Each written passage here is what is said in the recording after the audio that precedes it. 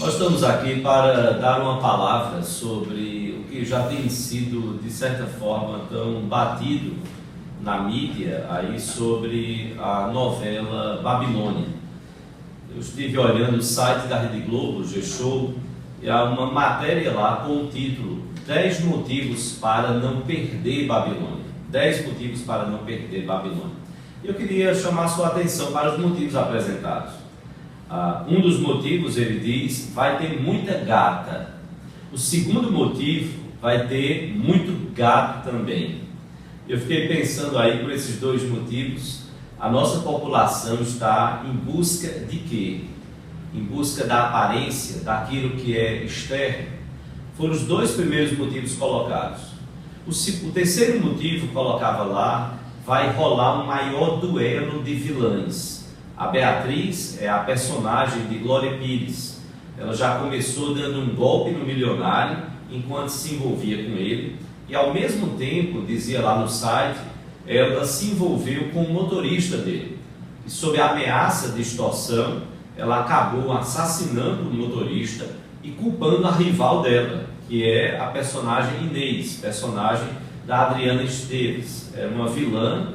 É uma mulher, esta Inês, uma mulher infeliz e obcecada pela amiga de adolescência. Ambas ambiciosas, personagens que, segundo o próprio site, elas farão de tudo para alcançarem o que desejam. Há um outro motivo apresentado, era de que deveria-se assistir, ou deve-se assistir a Babilônia, porque lá tem uma mocinha destemida, que é a Regina, a Camila Pitanga, que na verdade mais até parece uma gota de bondade num oceano de maldade. Um outro motivo apresentado foram as paisagens deslumbrantes de Dubai e de Paris. O outro ainda, uma relação perigosa de Alice, que é a personagem que começa a trama, segundo o próprio artigo da mídia, na internet, começa a trama um pouco ingênua. Ela enfrenta a mãe como filha em busca de liberdade e acaba se envolvendo com um personagem chamado Murilo, um rapaz que, segundo a própria trama lá colocada, pode ser bem perigoso. Um outro motivo apresentado é que vai ter risada, muita risada, com um elenco bom, segundo a Globo. Outro motivo ainda é que vai ter praia, biquíni, corpão, slackline, que é o esporte sobre aquela corda esticada, presa de uma extremidade à outra. E outro motivo também é que a novela foi feita por autores de peso. E ainda um último motivo, não que esteja propriamente nesta ordem, mas foi colocado lá o amor bem resolvido de Teresa, personagem de Fernanda Montenegro, e o amor entre Teresa e Estela, personagem de Natália Timber. O que é interessante, isso tem chocado a muitos brasileiros que têm se posicionado contrários a isto e a esse relacionamento de duas mulheres ali que então externam e decidem assumir o amor entre elas. A personagem de Fernanda Montenegro está dito lá na reportagem, ela já anuncia nas primeiras cenas divulgadas de Babilônia, dizendo o seguinte: ainda vamos mudar a sociedade. E diz lá na reportagem, para saber se elas conseguirão, você vai ter que assistir cada detalhe da história.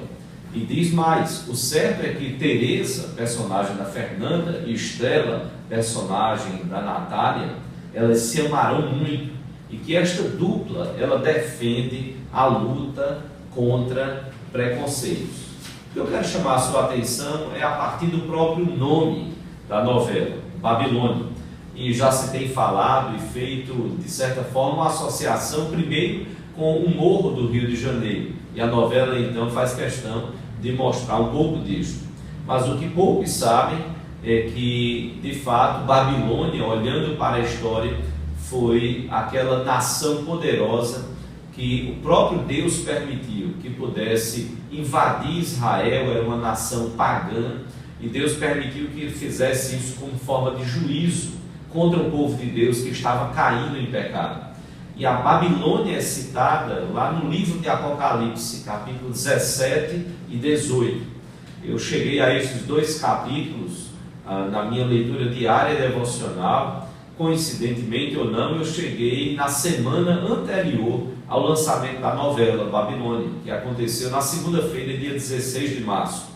Ela foi anunciada como o seu novo conflito das 9. Era a forma como a Globo estava anunciando. Mas como é que a Babilônia é descrita lá em Apocalipse capítulo 17? A Babilônia é descrita como a grande meretriz. Ela é chamada de a prostituta dos reis, porque vários reinos daquela época, antes de Cristo, e mesmo depois simbolizando o poderio que se levanta contra a igreja, os povos que se levantam contra a igreja, ela é chamada de prostituta de reis. A Bíblia fala do vinho, da devassidão da Babilônia. E o apóstolo João, ele tem uma visão nesse capítulo 17 de uma mulher, e aí esta mulher simboliza a Babilônia, e diz que esta mulher, ela seduz os reinos pela riqueza. Ela estava vestida, esta mulher, de púrpura escarlata, que eram os tecidos coloridos mais luxuosos da época, que então simbolizavam pompa, realeza, prestígio, poder, luxo. A Bíblia diz também lá em Apocalipse 17 que esta mulher, ela seduz os reinos pela riqueza e que ela estava adornada de ouro, de pedras preciosas e também de pérolas, e que ela tinha um cálice de ouro que transborda, e esse cálice transborda de abominações e imundícias da sua prostituição, diz o texto de Apocalipse. Na fronte, esta mulher, ela tem um título, e eu gostaria de ler este título. Apocalipse capítulo 17, versículo 5, vai mostrar e apontar para este título que estava na fronte desta mulher. Capítulo 17, versículo 5 diz: na sua fronte achava-se escrito um nome, um mistério. E então agora vinha o que estava escrito na sua fronte: Babilônia, a grande, a mãe das meretrizes e das abominações da terra. Nós não podemos esperar coisa boa, nem da Babilônia descrita aqui, nem da Babilônia como novela da Rede Globo. A Bíblia diz que esta Babilônia, ela estava embriagada com o sangue dos santos e com o sangue das testemunhas do Senhor Jesus Cristo, daqueles que morreram perseguidos, defendendo a sua fé no Senhor Jesus Cristo. Esta Babilônia perseguiu e matou cristãos. Ela representa aqui o império do mal, o mundo que se levanta contra a igreja do Senhor Jesus Cristo, o mundo que se levanta contra a palavra de Deus e contra o próprio Deus. E ela luta, diz a Bíblia no versículo 14, ela luta, esta Babilônia luta contra o Cordeiro, que é o Senhor Jesus Cristo. Ela luta contra a igreja de Jesus, que são ali os chamados, os eleitos e fiéis. São esses três termos usados para a igreja. Mas no final, esta Babilônia é derrotada. E o capítulo 18 é dedicado então ao juízo de Deus sobre a Babilônia. O que é que tudo isso tem a ver com a igreja de Jesus? O que é que tudo isso tem a ver comigo e com você, nós que declaramos crer no Senhor Jesus Cristo? O que é que tudo isso tem a ver com o povo de Deus? O primeiro sinal, e eu quero chamar a sua atenção para isso, é o cuidado que nós devemos ter com o materialismo. Aquela Babilônia seduziu por sua riqueza. Precisamos ter muito cuidado com o que o nosso coração está, então, a que o nosso coração está se dedicando e do que ele está sendo cheio. A segunda questão é o cuidado que, como cristãos, nós devemos ter com o entretenimento. Nós corremos o risco de estarmos entregando o nosso coração ao entretenimento pecaminoso, à luxúria, e a Bíblia chama a nossa atenção para isso. E um terceiro cuidado é com a sedução do nosso coração, com o pecado não confessado, com o pecado não tratado, com o pecado não perdoado por Deus. Todos nós somos pecadores, sim, mas nós precisamos ter o nosso coração rendido ao Senhor Jesus. Nós precisamos confessar o nosso pecado.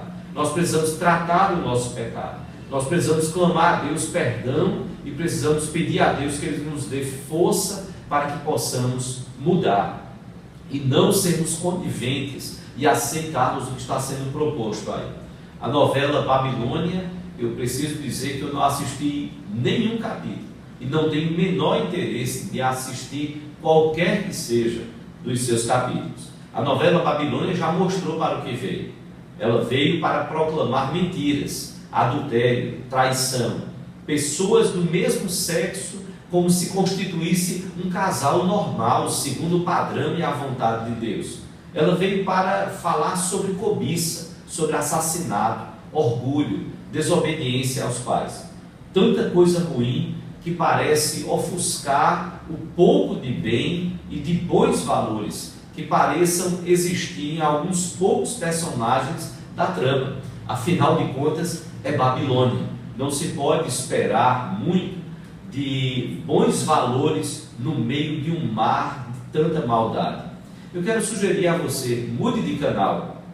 Procure algo que vale a pena investir o seu tempo. Se não tiver nada de bom em outros canais, seja mais forte.